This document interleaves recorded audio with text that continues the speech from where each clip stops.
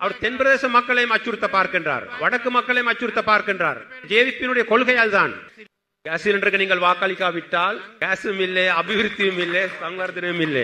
எனது நண்பர் அன்ரோஜ் திசாநாயக்கு நான் கூறுகின்றேன், உடனடியாக யாழ்ப்பாண மக்களிடம், வடக்கு மக்களிடம் அவர் மன்னிப்பு கோர வேண்டும்.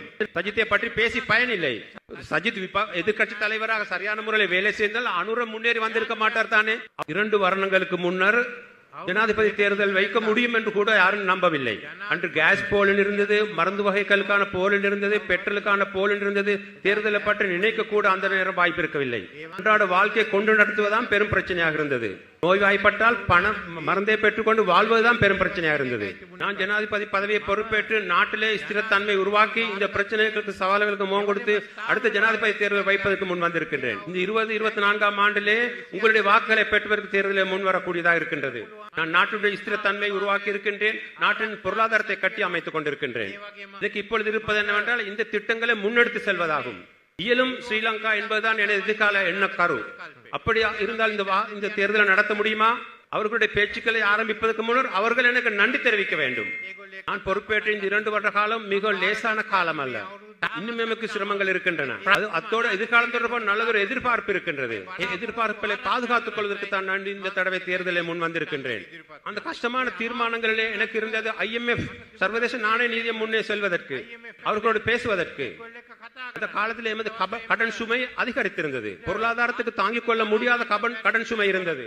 கடன் பெறுவதை நிறுத்திக் கொண்டோம். நாங்கள் பல வருட காலமாக கடன் பெற்றுக் கொண்டுதான் சென்றிருக்கின்றோம். கடன் பெற்றுக்கொள்வது அதிகரித்த பொழுது அரசாங்கத்துக்கு தேவை ஏற்பட்டது வரி சுமையை கூட்டி பணத்தை பெற்றுக்கொள்ள. வரி அதிகரிக்கும் பொழுது உங்களுடைய வருமானம் குறைந்தது, செலவினங்கள் அதிகரித்தன. $1 180 ரூபாவாக இருந்தது, அப்பொழுது 370 ரூபாவாக அதிகரித்தது. பணவீக்கம் அதிகரித்தது. அந்த காலத்தில் எப்படி வாழ்ந்தீர்கள்? இந்த பெண்மணிகளிடம் நான் கேட்க விரும்புகின்றேன். 3 நேரம் சாப்பிடுவதும் கஷ்டமாக இருந்தது, 2 நேரம் சாப்பிடுவதும் கஷ்டமாக இருந்தது தானே. கஷ்டத்துடன் தான் வாழ்ந்து கொண்டிருந்தீர்கள். எங்களுக்கு வாய்ப்பு கிடைத்திருக்கின்றது இந்த பொருளாதாரத்தை சக்தி வாய்ந்ததாக மாற்றுவதற்கு. இப்பொழுது நாங்கள் அரசாங்க ஊழியர்களுக்கு சம்பளத்தை கூட்டிக் கொண்டு செல்கின்றோம். 21, 22ஆம் ஆண்டுகளிலே மிகவும் சிரமம் இருந்தது. 2024ஆம் ஆண்டிலே 5000 ரூபாய் கொடுப்பனவே 10,000 ரூபாய் அதிகரிக்க எனக்கு ஆற்றல் கிடைத்தது. இப்பொழுது நான் இவர்களுக்கான இன்னும் செயல் திட்டங்களை செயல்படுத்துகின்றேன். அந்த உதய செலவின அறிக்கையினால் நான் சலுகைகள் நிவாரணங்களை வழங்கி இருக்கின்றேன். அஸ்வசும என்ற செயல் திட்டத்தை செயல்படுத்தி இருக்கின்றேன். அமிர்திக்கு பதிலாக அஸ்வசும அதைவிட 3 மடங்கு அதிகமாக கிடைக்கின்றது. 18 லட்சங்களுக்கு தான் சமிர்தி கொடுக்கப்பட்ட நாங்கள் 24 லட்சத்துக்கு அஸ்வசும கொடுக்க தயார் திட்டம் போட்டிருக்கிறோம். 5 லட்சம் பேருக்கு கொடுக்க வேண்டி இருக்கின்றது. இன்னும் சலுகை நிவாரணங்கள் வழங்கி இருக்கின்றோம். ஓய்வூதியத்தை அதிகரித்திருக்கின்றோம். ஓய்வு பெற்றவர்களுடைய ஓய்வூதியத்தை அதிகரித்திருக்கின்றோம். எல்லா துறைகளும் கொடுக்கப்படுகின்ற நன்கொடைகளை நிவாரணங்களை அதிகரித்திருக்கின்றோம். அது பொருளாதாரம் வலுவடைந்ததனால் தான் நமக்கு செய்யக்கூடியதாக இருந்தது. அவ்வாறே பொருட்களின் விலையும் குறைந்திருக்கின்றது. சில நேரங்களில் 10 வீதத்தால் குறைந்திருக்கின்றது, சில நேரங்களில் 40 வீதத்தால் குறைந்திருக்கின்றது. பொருட்களின் விலை குறைவடைவது நல்லது.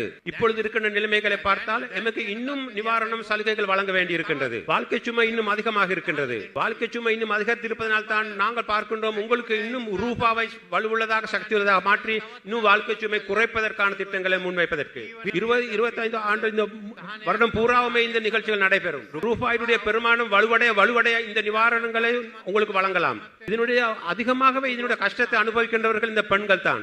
உங்கள் எல்லோருக்கும் நீங்க வீட்டினுடைய வரவு செலவை பார்த்துக் கொள்ள வேண்டி இருக்கின்றது. வீட்டை கட்டுப்படுத்துவது நிர்வகிப்பது மிகவும் கஷ்டமாக இருக்கின்றது. நான் நினைக்கின்றேன் நீங்கள் லேசாகவே வீட்டை நிர்வகித்தீர்கள் என்று நான் நினைக்கவில்லை. அடுத்த வருடத்திலே இதை விட அதிகமான நிவாரணம் சலுகைகளை வழங்குவோம் என்பதை உங்களுக்கு கூற விரும்புகின்றேன். ரூபாவை நான் வலுவுள்ளதாக மாற்றியிருக்கின்றேன். வரியை நாங்கள் குறைக்க முடியாது. நாங்கள் கோட்டாபை செய்தே போன்று வரியை குறைத்தால் நாட்டுடைய வருமானம் குறைந்துவிடும். அவர் 2019ஆம் ஆண்டு வரியை குறைத்தார், நாட்டின் வருமானம் குறைந்தது. 21ஆம் ஆண்டு நாட்டு வீழ்ச்சி அடைந்தது. இருந்தாலும் பெண்களை நாங்கள் மறந்துவிடவில்லை. பெண்கள் தான் இந்த நாட்டிலே அதிகப்படியானவர்கள். ஆகவே பெண்களுக்காக நான் வேறொரு புறம்பான ஒரு தேர்தல் விஞ்ஞாபனத்தை முன்வைத்திருக்கின்றேன். அது எனது வெப் தளத்தில் இருக்கின்றது, உங்களுக்கு பார்த்துக் கொள்ளலாம், வாட்ஸ்அப்லையும் பெற்றுக் கொள்ளலாம். இந்த வருடத்தில் நாங்கள் பெண்களை வலுவூட்டுவதற்கான சட்டத்தை நாங்கள் சட்டமாக்கி இருக்கின்றோம். பெண் உரிமைகளை வென்றெடுப்பதற்காக, பெண்களை வலுவூட்டுவதற்காக உங்களுடைய உரிமைகளை இப்பொழுது சட்டத்தினூடாக பெற்றுக் கொள்ள முடியும். இந்த யாழ்ப்பாணத்தில் இருக்கின்றவர்கள் அனைவருக்கும் இந்த பொருத்தமானவாறு அவர்களுக்கு இந்த உரிமை பெற்றவர்களுக்கு காணி உரிமை வழங்கப்படுகின்றது. அடுத்த வருடமாகும் நாங்கள் வாழ்க்கை சுமையை குறைத்து பொருட்கள் விலையை குறைக்கின்றோம். இதை பற்றி பேச பேசி உங்களுடைய பெருமதிமிக்க வாக்குகளை பெற்றுக் கொள்வதற்கு கோருவதற்கு நான் வந்திருக்கின்றேன். அனுர் திசாநாயக்க வந்து உங்களுடைய வாக்களை கேட்டார். அவர் என்ன சொன்னார்? அனுரகுமார வந்து சொன்னார், தெற்கிலே இருக்கின்ற மக்கள் நமக்கு வெற்றியிடுவதற்கு தயாராக இருக்கின்றார்கள். அப்படி இருக்கும் பொழுது அவர்களுடைய இந்த மனோநிலைமை மாறினால் எவ்வாறான வித்தியாசம் ஏற்படுமோ தெரியாது. அந்த மாற்றத்துக்கு எதிரானவர்கள் என்று யாழ்ப்பாணத்தை அறிமுகம் செய்வதற்கு நீங்கள் விரும்புகின்றீர்களா? வடக்கை அவ்வாறு அறிமுகம் செய்வதற்கு நீங்கள் விரும்புகின்றீர்களா? நான் உங்களுக்கு மீண்டும் உறுதிப்படுத்துகின்றேன், நாங்கள் வெற்றி கொள்கின்றோம். அந்த வெற்றியினுடைய பங்குதாரர்களாக நீங்கள் மாற வேண்டும். அவருக்கு எதிரானவர்களாக நீங்கள் ஒருபோதும் மாற வேண்டாம். இப்படி சொல்லி அனுர் திசாநாயக்க என்பவர்கள் யாழ்ப்பாணத்து மக்களுக்கு அச்சுறுத்தல் விடுக்கின்றார். எனக்கு வாக்களிக்காவிட்டால் நாங்கள் பார்த்துக் கொள்வோம் என்று. இதை நான் நிராகரிக்கின்றேன். நாங்கள் 2010ஆம் ஆண்டு ஜனாதிபதி தேர்தலுக்கு இங்கே வந்தோம். நாங்கள் இந்த மக்களுக்கு நாங்கள் சொன்னோம் பொன்சேகா அவர்களுக்கு வாக்களிக்கும்படி. இவர்கள் பொன்சேகா அவர்களுக்கு வாக்களித்தீர்கள். பிரதேச மக்கள் மஹிந்த ராஜபக்சேக்கு வாக்களித்தார்கள். பிரதேச மக்கள் உங்களை தாக்கினார்களா? ஒன்றும் நடைபெறவில்லை. அவ்வாறே நாடு சென்றது. டக்ளஸ் தேவானந்தருக்கு ஒரு அமைச்சு பதவி கொடுக்கப்பட்டது. வேற என்ன செய்வது? 2015ஆம் ஆண்டு என்ன நடந்தது? நாங்கள் எல்லோரும் சொன்னோம் வாக்களிக்கும்படி மைத்ரிபால சிறிசேனவுக்கு. தென் பிரதேச மக்கள் கொடுத்தார்கள் மஹிந்த ராஜபக்சவுக்கு. நாங்கள் வெற்றி கொண்டோம். யாரும் ஒன்று நடக்கவில்லையே. 2019 என்ன நடந்தது? யாழ்ப்பாணத்தில் உள்ளவர்கள் சஜித் பிரேமதாசுக்கு கொடுத்தீர்கள். சிங்கள மக்கள் கோட்டாபேக்கு கொடுத்தார்கள். கோட்டாபே இராணுவத்தை எடுத்துக்கொண்டு யாழ்ப்பாணத்துக்கு வரவில்லையே. நாங்கள் அந்த பெருபேர்களை ஏற்றுக்கொண்டிருக்கின்றோம். நீங்கள் முன்பு பெட்ரோல் கட்சி கொடுத்தீர்கள், நாங்கள் எமது கட்சிகளுக்கு இங்கே கொடுத்தோம். அனுர் திசாநாயக்க வந்து எப்படி உங்களுக்கு அச்சுறுத்துவார்? அனுர் திசாநாயக்க வெற்றி கொள்வதில்லை. நான் சான்றிதழ் படுத்துகின்றேன், உறுதிப்படுத்துகின்றேன். அவர் தென் பிரதேச மக்களையும் அச்சுறுத்த பார்க்கின்றார், வடக்கு மக்களையும் அச்சுறுத்த பார்க்கின்றார். ஜேவிபியினுடைய கொள்கையால் தான் அந்த காலத்தில் சிட் கொடுத்தார்கள். எனது நண்பர் அனுர் திசாநாயக்க நான் கூறுகின்றேன், உடனடியாக யாழ்ப்பாண மக்களிடம் வடக்கு மக்களிடம் அவர் மன்னிப்பு கோர வேண்டும். நண்பர் அனுர்குமார் திசாநாயக்க நான் கூறுகின்றேன், தென் பிரதேச சிங்கள மக்களுடைய பெயரை பாவித்து அவர்களுடைய பெயருக்கு அவமானம் ஏற்படுத்தினால் சிங்கள மக்களிடம் அவர் மன்னிப்பு கோர வேண்டும். அதற்கு பின்னர் போய் எதிர்கட்சியில் அமர்ந்து கொள்ளும்படி கூறுகின்றேன். எங்கே அவர் செல்ல வேண்டி இருக்கின்றது? யாழ்ப்பாணத்துக்கு வர முடியாமல் போகும். படும் மோசமானது மோசமானது மோசமானது என்று சொல்கிறேன். இந்த ஜேவிபி அச்சுறுத்தலை செய்ய வேண்டாம் என்று நான் சொல்கிறேன். நாங்கள் இதற்கு முன்பு பயப்படவும் இல்லை, இப்பொழுது பயப்படுவதும் இல்லை, இதுக்கு பிறகு இடம் கொடுப்பதும் இல்லை. சஜித்தை பற்றி பேசி பயனில்லை.